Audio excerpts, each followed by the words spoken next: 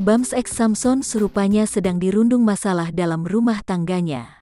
Saat ini dirinya sedang dalam proses cerai dengan istrinya, Mihavita Wijaya yang ia nikahi sejak tahun 2014. Dengan santai Bams menceritakan bahwa saat ini proses perceraiannya masih berjalan.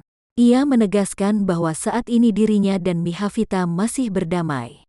"Saya memang sedang proses berpisah tapi damai-damai aja sampai sekarang," ujar Bams saat ditemui di kediamannya di kawasan Antasari, Jakarta Selatan, Jumat tanggal 26 Maret tahun 2021.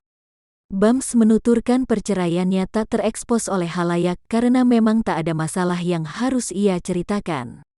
"Kenapa tidak diekspos? Karena memang tidak ada masalah sampai sekarang dan kemarin sudah bicara dengan pengacara, dia sudah sepakat berpisah," tutur Bams.